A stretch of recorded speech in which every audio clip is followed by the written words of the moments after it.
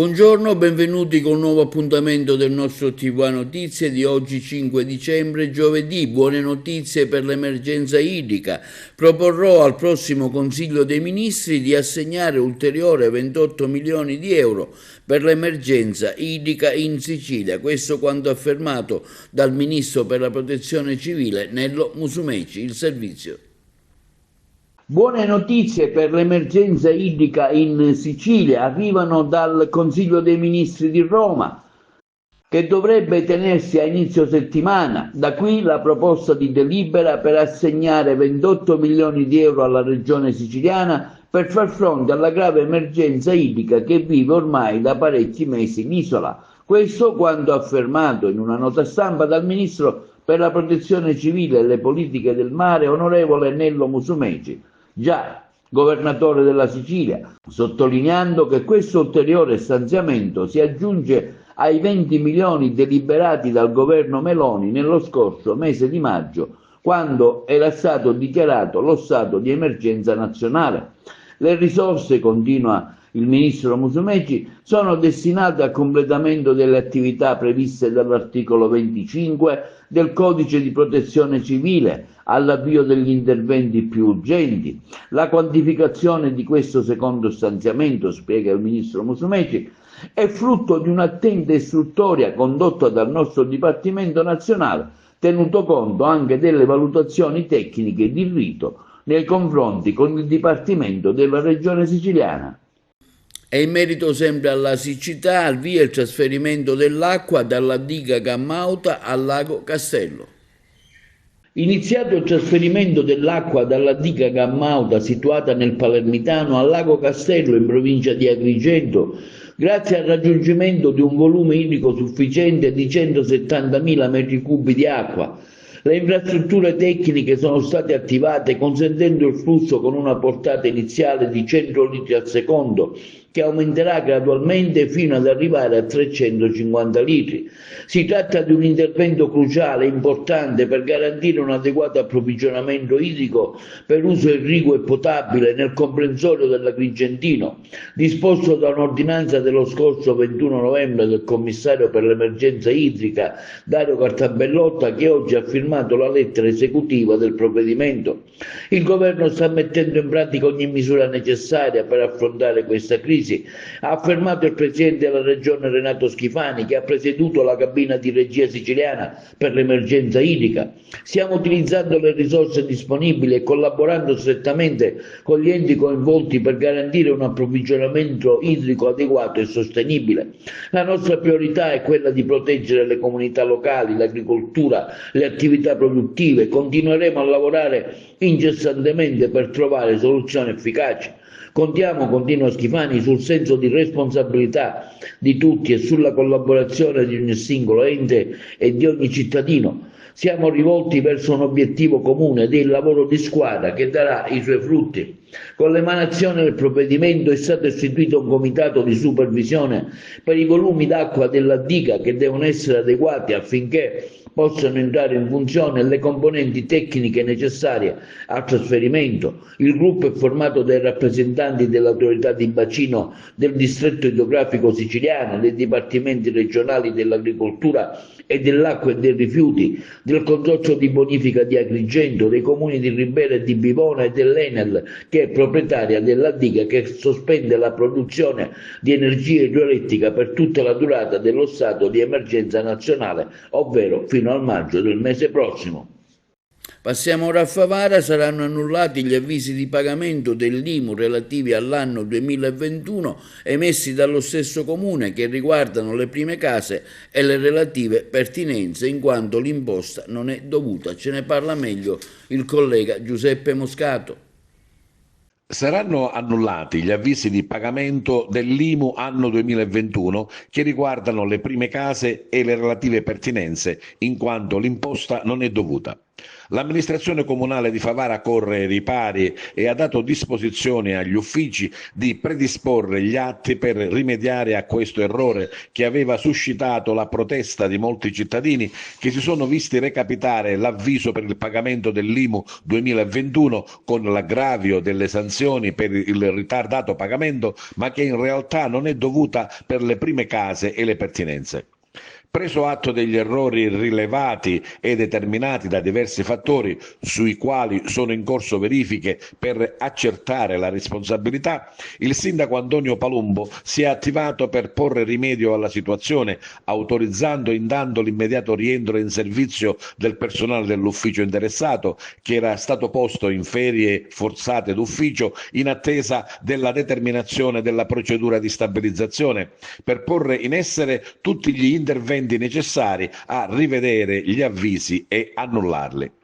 Nell'immediato, ci dice Antonio Palumbo, in sinergia con la società che si occupa dei servizi informatici, si è dato incarico all'ufficio comunale preposto di procedere in autotutela all'annullamento degli avvisi di accertamento emessi esclusivamente per gli immobili e relativi pertinenze risultanti come prima casa per i proprietari ai quali sono stati notificati. Detto provvedimento di annullamento potrà essere ritirato presso l'ufficio nei prossimi giorni. Rispetto agli altri avvisi nei quali sono presenti anche altri immobili diversi dalla prima casa, specifica ancora il sindaco Palumbo, è possibile prenotare un appuntamento tramite mail o PEC per una valutazione caso per caso necessaria per pervenire a un eventuale annullamento parziale o totale degli stessi. In sintesi, le cartelle che contengono solo l'avviso per la prima casa e relativa pertinenza saranno annullate direttamente d'ufficio. Se invece nello stesso avviso ci sono anche altre case, bisogna recarsi nell'ufficio comunale per essere valutate singolarmente. In relazione a ciò, l'amministrazione comunale avvisa che è stata ampliata l'attività di ricezione per il pubblico. Per le politiche sociali 8 milioni per gli alunni con disabilità, quanto affermato dall'assessore Albano, assicuriamo i servizi pubblici essenziali. L'approfondimento. 8 milioni di euro in arrivo dall'assessorato regionale alla famiglia e delle politiche sociali per gli alunni con disabilità che frequentano le scuole siciliane. In particolare 5 milioni di euro sono stati destinati ai distretti sociosanitari per gli allievi delle scuole comunali dell'infanzia, primarie e secondarie di primo grado e 3 milioni di euro alle città metropolitane e ai liberi consorzi comunali per le secondarie di secondo grado. Attraverso queste forme, che vengono aggiunte allo stanziamento già previsto per l'anno in corso nel bilancio regionale, dice l'assessore Nuccia Albano, manteniamo il livello qualitativo e quantitativo delle prestazioni esistenti, scongiurando eventuali interruzioni di servizi essenziali che mirano a migliorare la qualità della vita dell'alunno con disabilità, favorendone l'integrazione nel contesto scolastico.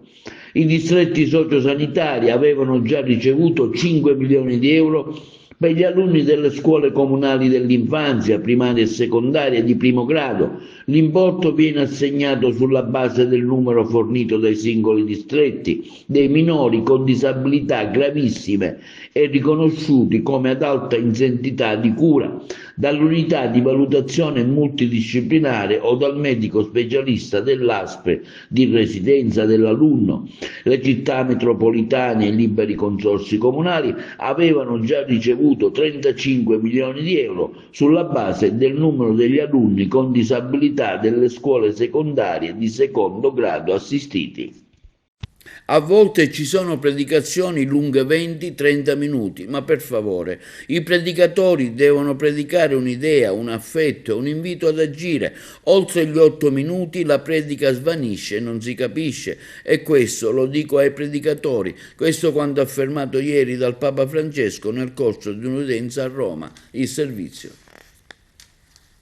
Le prediche devono durare massimo 8-10 minuti, altrimenti si perde l'attenzione. Sono state queste le parole del Pontefice durante l'udienza generale che ha dedicato al suo ruolo nella predicazione della Chiesa. Le persone dopo 10 minuti perdono l'attenzione. La soglia di attenzione che le persone dedicano all'ascolto e alla lettura si è consolidata ai 3 minuti, è un tempo molto ridotto e non conforme alle omelie dei ministri del culto. Per questo il Papa invita tutti i sacerdoti a non superare la soglia dei 10 minuti. Tante volte ci sono predicazioni lunghe 20-30 minuti, ha osservato Papa Francesco, dove vediamo uomini che durante la predica escono dalla chiesa per fumarsi una sigaretta e poi rientrano. Il consiglio che dà il pontefice ribadendo che la predicazione deve contenere un'idea, un invito a fare, deve essere idealizzata e focalizzata sull'insegnamento dei valori. Non bisogna predicare noi stessi, ma Gesù, il Signore. Secondo Francesco, non volere predicare se stessi implica anche non dare sempre la precedenza a iniziative pastorali legate al proprio nome, ma collaborare, se richiesto, a iniziative comunitarie. E il commissario Alessio Cannatella è il nuovo comandante della Polizia Penitenziaria della Casa Circondariale Pasquale Di Lorenzo di Agrigento. Cannatella ricopriva lo stesso incarico nel carcere di San Cataldo e prende il posto di Gesuela Pullera, che andrà invece a guidare il nucleo tradizioni e piantonamenti. È una sfida impegnativa quella che dovrà affrontare il nuovo comandante, tanti problemi che affliggono la struttura penitenziaria, dalla carenza di personale ai turni di lavoro massacranti, passando per le continue tensioni e aggressioni. L'ultima si è verificata appena 2 giorni fa con un detenuto di alta sicurezza che ha preso a pugni un assistente capo facendolo finire al pronto soccorso.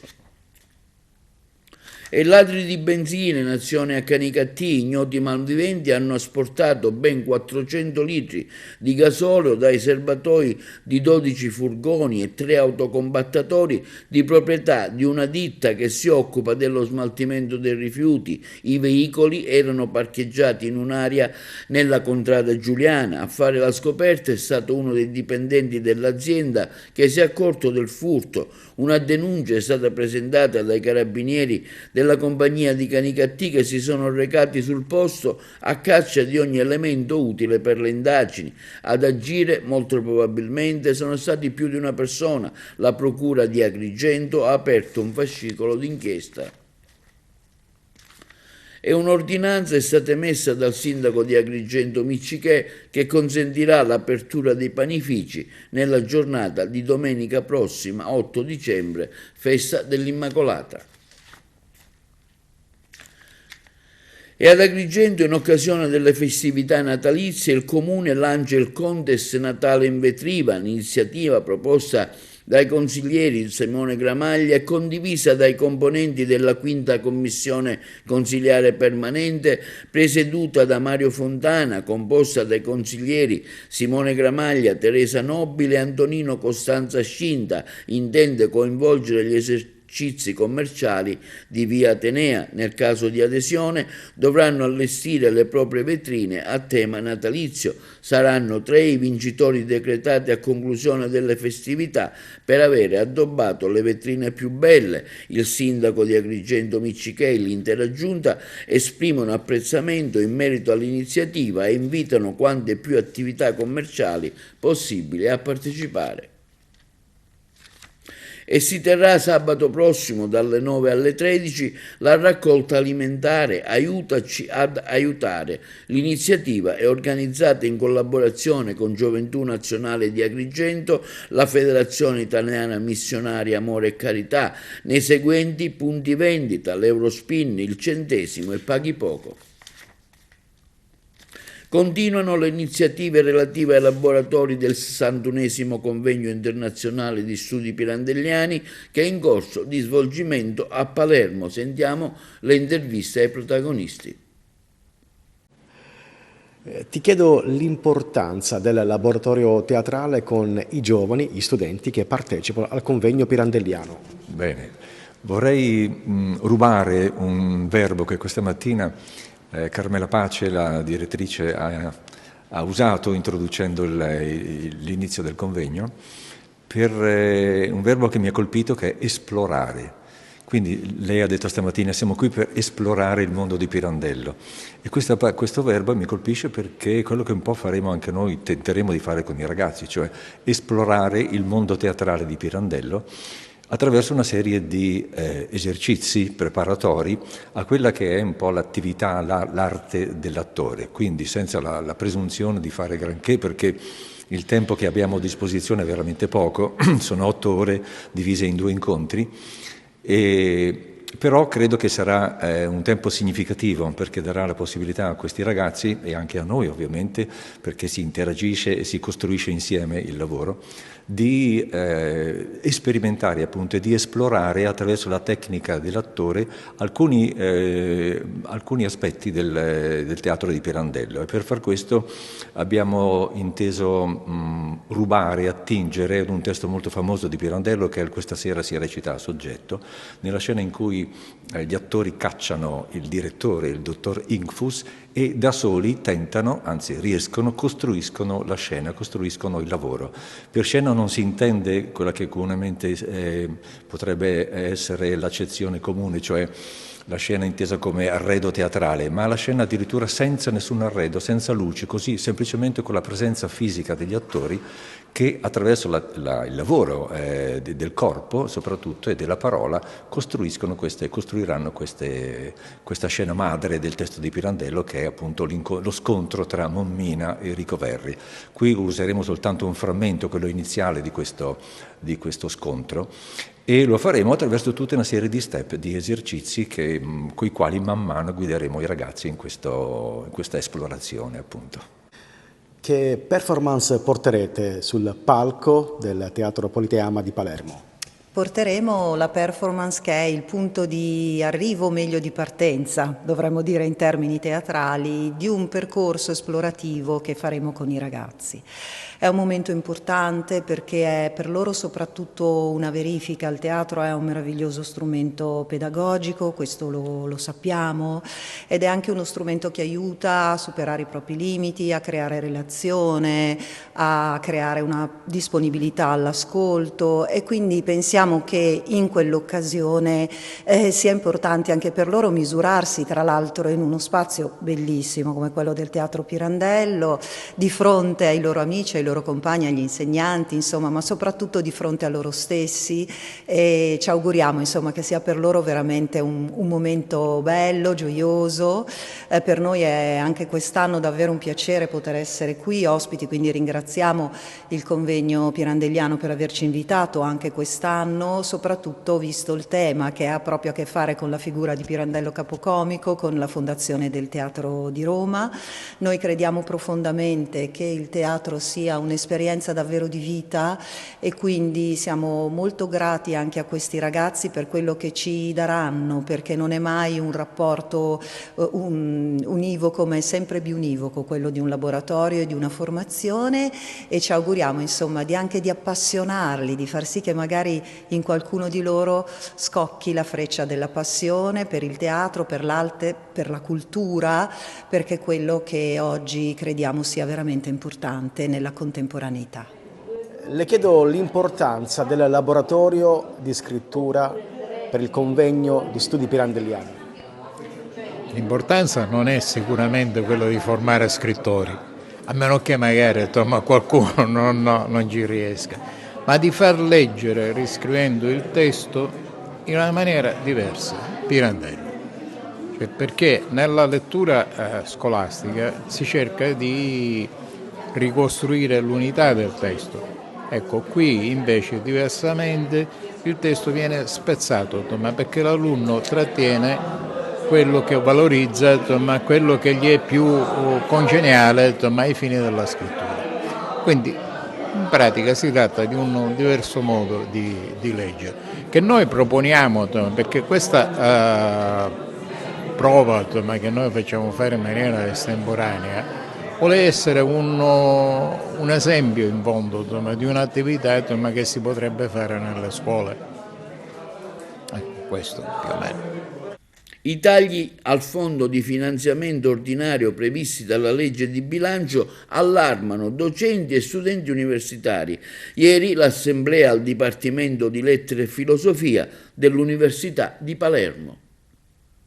Il movimento nasce in risposta a quello che è stato, quelle che sono la nuova legge di bilancio che prevede un taglio nel 2024 di 173 milioni per ogni singolo ateneo e che però sarà un taglio che si ingrandirà, che si espanderà nell'arco del tempo arrivando a circa 500 milioni nel 2025 e chiaramente sono dei tagli che vanno ad influire sul benestare dell'università pubblica e sul suo funzionamento. Chiaramente un'università pubblica pubblica in quanto statale, vive e funziona grazie ai finanziamenti dello Stato e questo taglio implicherà tutta una serie di problematiche, per cui la mancata riassunzione soprattutto di alcuni dei ricercatori a tempo determinato, ci saranno probabilmente dei tagli che coinvolgeranno le strutture, nel senso che l'università non potrà investire in nuove strutture per quanto riguarda l'Ateneo Palermitano, che è uno dei grossi problemi del nostro Ateneo, e ci sarà anche questa cosa potrà avere anche delle ripercussioni chiaramente sugli studenti. Temiamo una ulteriore precarizzazione che sta attanagliando e sta aggredendo le già difficili e precarie condizioni di coloro che vivono e animano l'università. Temiamo i tagli che ridurranno drasticamente il personale, il ricambio organico, parlo da dottorando, da chi è colpito in primo luogo nella carne viva, proprio perché insomma, si aspira legittimamente a proseguire con la carriera accademica. I tagli che stanno dietro la proposta di riforma Bernini sovvertono questo ordine naturale delle cose, minacciano un'università che dovrebbe essere libera, autonoma e democratica. Ma quale potrebbe essere il rischio? L'indirizzare gli studenti verso le università private? Il rischio di una competizione con le università private è sicuramente presente, il rischio ancora più grave è un ulteriore attacco all'istituzione pubblica, per cui si tende ad aziendalizzare ulteriormente sia la proposta di didattica che quella della ricerca. Torniamo adesso ad occuparci della recentissima operazione della Procura di Marsala coordinata dal procuratore Fernando Asaro e dal gruppo specializzato nei reati economico-finanziari guidato da Maria Milia. È un'inchiesta che, sulla base degli elementi che emergono dalle carte dell'accusa, ha messo a nudo un sistema consolidato e perverso di gestione aziendale nel settore della grande distribuzione. Questo sistema, basato su pilotaggi di fallimenti e riciclaggio di fondi, rappresenta un grave ostacolo allo sviluppo economico locale e non solo. Le indagini hanno evidenziato uno schema sistematico che coinvolgeva alcune società del settore della grande distribuzione. Il meccanismo così prevedeva la creazione di bad company, ovvero società sovraccaricate di debiti erariali e svuotate delle risorse finanziarie e patrimoniali, pilotaggio del fallimento, gestendo in modo mirato la chiusura di queste aziende per sottrarsi al pagamento dei debiti, trasferimento di attività e dipendenti a nuove società che ripartivano da zero ma con gli stessi supermercati e con lo stesso personale, mentre i debiti rimanevano alle società oramai fallite. Uno dei metodi più diffusi era quello di creare società che accumulavano debiti fiscali per poi lasciarle fallire, ad esempio la società GBCom SRL aveva accumulato debiti verso il fisco per centinaia di migliaia di euro tra IVA non versata e tasse arretrate. Lo stesso accadeva con altre società come l'Ilibeo Distribuzione SRL, che si caricavano di passività enormi poi abbandonate con il suddetto fallimento. Queste aziende, una volta svuotate delle risorse, venivano lasciate morire, mentre le attività e i dipendenti passavano a nuove società che ripartivano senza alcun onere fiscale. Un trucco semplice ma devastante per le casse dello Stato. Un'altra tecnica comune era quella di falsificare i bilanci per nascondere fondi sottratti e presentare una situazione finanziaria diversa dalla realtà. Questo espediente permetteva di mascherare trasferimenti di denaro sospetti verso altre società del gruppo, giustificandoli come normali operazioni aziendali. In alcuni casi le società emettevano fatture per operazioni inesistenti, come quella di 240.000 euro scoperta dagli investigatori.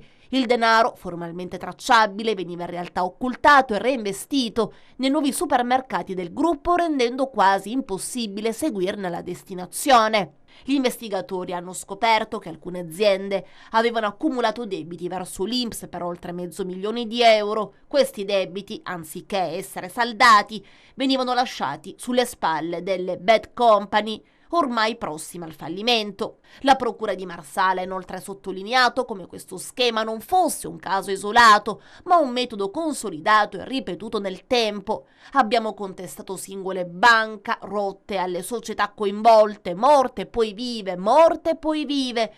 Ma la novità è che questa volta abbiamo contestato anche l'associazione per delinquere, perché sosteniamo che esisteva, così dicono dalla procura, un modus operandi chiaro per pilotare fallimenti delle società. A Marsala, nelle ore successive all'operazione, l'attenzione dell'opinione pubblica era maggiormente rivolta alla possibilità che i supermercati chiudessero più che alle conseguenze dei reati economici contestati. Questo probabilmente riflette una tendenza comune: i reati economico-finanziari spesso non suscitano lo stesso clamore dei fatti di sangue, eppure possono avere un impatto devastante, tragico, sulla società ma anche sulla economia del nostro comprensorio territoriale, poiché ostacolano la libera concorrenza, ma soprattutto sottraggono risorse fondamentali all'erario, con debiti tributari di milioni di euro che rimangono insoluti, ed evidenziano un sistema produttivo che a volte sembra incapace di competere senza scorciatoie purtroppo illecite. Presentato il piano di reinserimento dell'AST, pronti 46 milioni per la ricapitalizzazione e l'acquisto di nuovi pullman, il servizio dei colleghi di Palermo. Presentato il piano di risanamento aziendale dell'AST, l'azienda siciliana trasporti, la Regione quindi, effettuati i necessari passaggi, potrà procedere ora con l'erogazione di circa 46 milioni di euro, 28 per l'aumento di capitale della partecipata e 18 per l'adeguamento del parco macchine agli standard imposti dalla legge. Il documento è stato illustrato dai vertici aziendali al presidente della Regione siciliana Renato Schifani e dall'assessore all'economia Alessandro Dagnino. Ottenuto il via libera delle banche, il piano passerà agli uffici regionali e sarà sottoposto entro metà dicembre all'approvazione finale da parte dell'Assemblea del Socio Unico, che potrà quindi procedere alla ricapitalizzazione.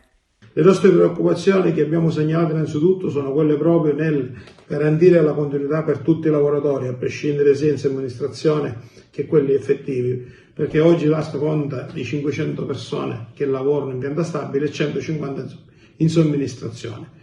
Noi abbiamo avuto delle buone garanzie perché questo possa avvenire grazie al piano di risanamento che stanno presentando proprio, che verrà presentato giorno 16 di dicembre e che sarà il nuovo punto di partenza. Dopo questi vari passaggi, dal 1° di aprile del 2025, se tutto rientra nei canoni, l'AST dovrebbe avere l'affidamento in house di tutti i servizi. Si parla di oltre 12 milioni di chilometri, si parla di acquistare una parte di mezzi nuovi e una parte di mezzi usati per dare subito il servizio ai cittadini siciliani, si parla di circa 80 usati e 100 mezzi nuovi, proprio in modo tale nell'immediatezza di poter sopperire alle mancanze che in questi giorni ci sono state. Linea alla regia per la pubblicità.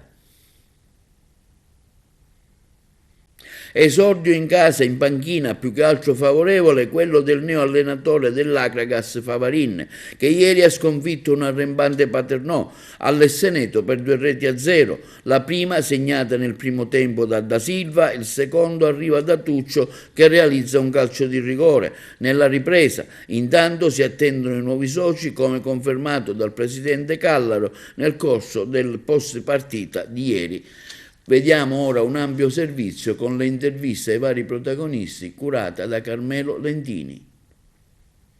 Un Akragas che non ti aspetti supera il Forte Paternò con il più classico dei risultati. Una gara generosa, molto tattica, concentrata da parte akragantina, leziosa e con troppi errori in fase conclusiva da parte etnea. Alla fine ha vinto chi ci ha creduto di più e i ragazzi del nuovo tecnico Gianluca Favarin brindano la seconda vittoria stagionale, bene augurante per il futuro. Inizio molto studiato da ambo le parti con una certa supremazia da parte ospite, che sin dai primi minuti cercano di sbloccare il risultato con i viglianesi che sfiora i pali di Dragan. Il Paternò insiste sulla tre quarti, ma la prima linea non riesce a impensierire la porta di casa. Primo pericolo al 27esimo e si sblocca il risultato. L'Akragas si guadagna un calcio d'angolo, dalla bandierina Grillo sicuramente tra i migliori in campo, pennella un pallone al centro dell'area, salta più in alto di tutti il difensore da Silva che fionda in rete. Un vantaggio per certi versi inaspettato che scuote il Paternò. La squadra di Catalano riesce, anzi cerca di reagire, ma lo fa con molta difficoltà. Galvanizzato dal gol, invece, la compagine delle Templi si presenta spesso in contropiede e con il giovanissimo Ferrigno al 44esimo sfiora addirittura la rete e del raddoppio con una rasoiata da fuori area che termina sopra la traversa. Un minuto più tardi l'occasione buona è sui piedi di Guida, il quale dal limite dell'area indirizza verso l'angolo basso del portiere Dragan. Volo felino del guardiapalo biancazzurra è pronta respinta in angolo. Al ritorno in campo il Paternò effettua dei cambi per dare maggiore penetrazione, ma anche maggiore freschezza alle proprie manovre. Non mancano le azioni da rete. Al 55esimo Guida sfiora il palo con i portieri fuori causa. Al 57esimo un colpo di testa ravvicinato di Asero termina sopra la traversa e al 58esimo il nuovo entrato Retucci di sinistro sfiora il palo. 3 minuti di fuoco da parte del Paternò che gioca con molta rabbia in corpo e si innervosisce con il passare dei minuti. All'89esimo arriva il raddoppio akragantino. Christopoulos ruba palla ai difensori paternesi e corre verso la porta ospite. Il portiere Mileto esce a valanga e travolge il greco che termina a terra. Per la signora Frazza non ci sono dubbi e penalty. Sul dischetto va Tuccio che realizza il gol del 2-0 definitivo. Akragas è festa in campo e sugli spalti ed ora spazio alle interviste dentro gli spogliatoi. Sì, io ho fatto i complimenti ai giocatori non tanto anche per la vittoria chiaramente, però per l'atteggiamento che hanno avuto. È vero che domenica abbiamo dato l'impressione di non avercela perché di fronte avevamo praticamente una squadra che fa un altro sport rispetto a noi, però devo dire che oggi i ragazzi hanno fatto una grande prestazione dal punto di vista dell'applicazione, della convinzione di voler vincere questa partita a tutti i costi. Gente che si è sacrificata a fare un ruolo che non ha mai fatto, come Grillo esterno, come quinto. Ecco, quando c'è massima disponibilità così da parte di tutti si può raggiungere qualsiasi obiettivo. Ora però non ci montiamo la testa perché è una boccata d'ossigeno che ci serve per vedere meglio il futuro, però la strada è lunga e la società sa cosa deve fare. No, questo lo sa. Mister, quindi difesa a 3...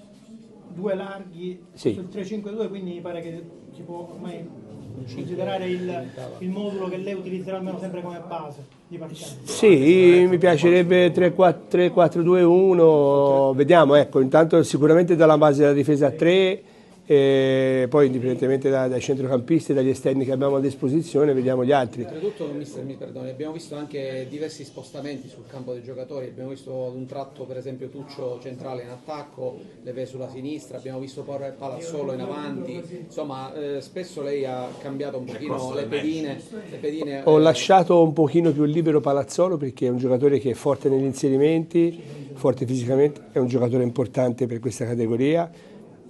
Siamo fortunati ad averlo, ma come del resto tutti gli altri, quando trovi squadre ben organizzate come il Paternò, che sta facendo secondo me un campionato importante, meno riferimenti li dai meglio è, quindi abbiamo cercato di lavorare soprattutto su queste situazioni.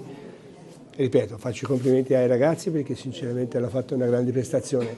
Quando fai le prestazioni difficilmente non arriva il risultato. Oggi noi abbiamo visto una squadra che si è sacrificata molto e ha messo il cuore in questa gara, però è chiaro che aver acquisito 3 punti per la classifica è un ossigeno importante per proseguire, però ritengo che molto urgentemente ha bisogno questa squadra di essere all'altezza del compito. Sta dicendo delle cose giustissime perché oggi sicuramente era un risultato importante da fare per tante cose, per i giocatori, per i punti, perché la classifica veramente cominciava a far paura, ora siamo quasi a un punto mi sembra, però insomma non la guardiamo, dobbiamo assolutamente cercare di mettere la società, sa dove deve muoversi, quanto prima. Cioè, domenica io penso che dovevano esserci qualche giocatore nuovo, se no diventa difficile andare avanti. Tutto quello che hai fatto di buono oggi probabilmente domenica te lo rimangi, quindi la società deve fare qualcosa di qui a domenica, assolutamente. Anche perché abbiamo visto che abbiamo i contatti. No, poi vedi, i giocatori, qualcuno ora ha qualche problema, se li gioca fra 3 giorni, vedi Grillo c'ha un problema adduttore, Palazzolo c'ha un problema flessori. Cioè, ora è vero che si pensa a giocare domenica, però abbiamo bisogno di rimpolpare la rosa, c'è niente da fare. Prima possibile. Adesso in campo di Cristoforos abbia dato anche uno scossone. No, ha fatto bene. Non è stato un oggetto quasi misterioso. No, ha fatto bene, devo dire la verità che ha fatto il giusto, ha fatto bene, ha guadagnato il rigore, ha avuto 2 situazioni dove potevano magari finalizzarla meglio, però la determinazione e la voglia del ragazzo va premiata secondo me. Io sottolineerei anche la prestazione di Ferrigno, un classe 2007 oggi è stato veramente fatto. Un giocatore veramente interessante, ragazzino intelligente, in mezzo al campo quello è un ruolo che lo fanno i giocatori veri quando calano un pochino, guarda Pirlo della situazione, però lui è un giocatore che sa stare in campo, è un giocatore che secondo me ha un grande futuro, se riesce. Chiaramente deve migliorare tanto in tante situazioni, però è ordinato, insomma, per il ruolo ha le caratteristiche giuste.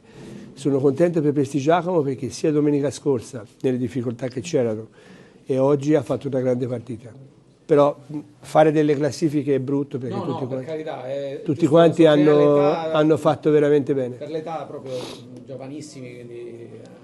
Ho apprezzato molto i movimenti che lei ha fatto in campo, perché i giocatori li ha guidati lei dalla panchina e si è visto. L'unico contributo. Devo dire che ho apprezzato molto quest'Agragas che alla fine è stata corsara, ha avuto 2 occasioni per arrotondare il risultato. Però subivamo troppo, mister. Hai ragione, si subiva troppo chiaramente perché una squadra come il Paternò sicuramente ha qualcosa di più di noi in questo momento, però noi avevamo messo in preventivo il fatto di poter soffrire un pochino negli ultimi minuti. Quando sei così a rincorrere, quando sei così per dire come oggi sinceramente c'erano pochi giocatori per poter fare dei cambi. Non è che potevo buttare dentro tutti i ragazzini, perché già si è giocato con 2 ragazzini in più. Dobbiamo mantenere equilibri, è chiaro che un pochino la fortuna ci ha dato una mano, però insomma non è che abbiamo sofferto tantissimo, tranne un paio di tiri in diagonale. Però è vero, è rischioso perché poi alla fine tutto quello che fai te la buttano dentro e ti devi accontentare. Presidente, che novità abbiamo quando arrivano questi imprenditori che sono entrati in società assieme al vostro gruppo? Io ritengo che la vittoria di oggi li abbia anche rincuorati e quindi se c'era qualcuno che cercava di prendere tempo perché non credeva a questa squadra, Io dico che dopo la prestazione di oggi molti si avvicineranno già domani mattina per concludere, come diceva Cammarata, mettere nero su bianco, perché fino a quando non si conclude sono solo parole, diceva una canzone. Le novità sono diverse, uno è Favarin, l'altra novità che voi ancora oggi ora non avete capito, i secondi tempi che l'Agragas non aveva mai avuto e che oggi ha dimostrato un secondo tempo per la prima volta in questa stagione entusiasmante. Se queste novità sono tutte positive, io dico che sono anche abbastanza ottimista per la conclusione, dopo questa incoraggiante vittoria, affinché i nuovi soci concludano nelle prossime 24 ore ciò che avevano già promesso, ciò che avevano già parlato con il patron Deni. Direttore, il fatto forse che la squadra abbia subito una pesante sconfitta domenica scorsa, con le ripercussioni, con il Presidente che ha detto prenderemo dei seri provvedimenti, pensa che in un certo qual modo oggi la squadra ha voluto dare una risposta? Scusate, innanzitutto voglio fare una piccola premessa, siccome potrebbe sembrare che vengo in conferenza stampa perché abbiamo vinto e quanto abbiamo perso non sono venuto, no, la devo fare, però sappiate che ci hanno dato il via libera a poter parlare da venerdì. Okay. Fatta questa premessa, ti devo dire assolutamente no, perché la squadra non aveva bisogno e nemmeno sono state dette proprio queste parole, provvedimenti. Il Presidente intendeva che questa squadra non può fare una prestazione come quella di domenica a Siracusa, intendeva chiedere scusa alla piazza, logicamente non intendeva minimamente giustificare la squadra perché era ingiustificabile, perciò oggi la prestazione di oggi non c'entra nulla né con i comunicati stampa né con, per carità la sua domanda è lecita, però la squadra sapeva l'importanza di questa gara, l'abbiamo preparata in 2 giorni, dopo aver preso, come dice il mister, una manata in faccia, 5 gol a Siracusa, e penso che oggi hanno dimostrato, al di là del risultato, della prestazione, di aver lottato per 96 minuti indistintamente tutti, sia chi era in campo che chi era fuori dal campo. Senti, la domanda chiaramente era anche proprio dal fatto che oggi da ieri è il mercato aperto, sì. Volevamo sapere se già c'erano i primi nomi. Sì. Ma ci sono dei profili individuati con cui abbiamo già parlato. Siccome domenica arriva la Vibonese. L'ho capito, noi abbiamo già parlato, profili individuati insieme al mister, stiamo parlando con i procuratori, 2 o 3 trattative sono abbastanza avviate, qualcuno potrebbe arrivare già tra domani e dopodomani, però se non c'è il nero sul bianco è inutile che vi faccio dei nomi, però una cosa è certa, stiamo lavorando H24 insieme al mister per individuare quei profili che possono aiutare questi ragazzi che ci sono qua ad Agrigento. In quali ruoli, scusi? In tutti e 3 i reparti stiamo operando. Difesa, centrocampo. Centrocampo, dicevo. Difesa, 3 settori, non ce n'è un quarto. Difesa, centrocampo e attacco. Siccome questa nuova proprietà che è attesa sì. non arriva, la pare Godò arriva, aspettiamo, vogliamo tranquillizzare la piazza che non c'è nessun rischio che tutto finisca in una bolla di sapone, perché questo nuovo acquirente, socio di maggioranza, arriva, soprattutto ci metti i soldi e quindi si va avanti. Allora, io le rispondo con molta sincerità, sia io che la squadra, che i tecnici, che la piazza, io ne so quante voi, io so che c'è una nuova una nuova maggioranza che dovrebbe arrivare ad ore, noi siamo qua ad attenderli a braccia aperte, quando arriveranno ci metteremo tutti a disposizione della nuova maggioranza, ma questo non vuol dire che c'è la nuova maggioranza e il dottore Deni non esiste più. Si parla di maggioranza, non è un passaggio di proprietà. Perciò le rispondo dicendole siamo qua in attesa. Peppe, però tu avevi detto sabato in conferenza stampa quando è stato presentato il mister, sì. Che vi eravate già sentiti con questi anche attraverso... No, non solo ci eravamo sentiti perché io li ho sentiti 2 volte a telefono, ma vi ho detto pure che c'è di più, c'era stata anche una call infatti, del nuovo gruppo con la squadra che li ha voluti salutare. però ad oggi attendiamo che arrivano. Sicuramente sono degli imprenditori iper impegnati con le loro aziende, ma noi, ripeto, siamo qua, continuiamo a lavorare, il mister e i ragazzi sul campo e io cerco di fare il mercato che serve all'Agragas. Senti, è un mercato difficile? Ma guarda, i mercati di riparazione sono sempre difficili, perché devi aspettare gente che esce dalle altre squadre, profili che escono dalle altre squadre, perché come ho detto precedentemente stiamo cercando in tutti i modi di prendere calciatori pronti e non calciatori che sono stati 2 mesi a casa fermi, e capite bene che anche se sono dei buoni calciatori poi avremo bisogno di attenderli un mese per entrare a regime e noi questo non ce lo possiamo permettere.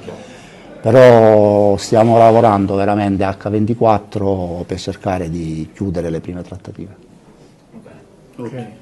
E questo è tutto per TV Notizie di oggi. Vi ricordiamo che i nostri programmi si possono vedere in tutta Italia sul canale 268 del digitale terrestre per chi ha le Smart TV, il telegiornale sul canale 93 di Video Sicilia alle 15 alle 20 e replica la mattina alle 9, inoltre in streaming sul sito www.televideoagrigento.tv. I nostri servizi li potete visionare sul canale YouTube di Televideo Agrigento. E questo è tutto e vi auguriamo una buona serata.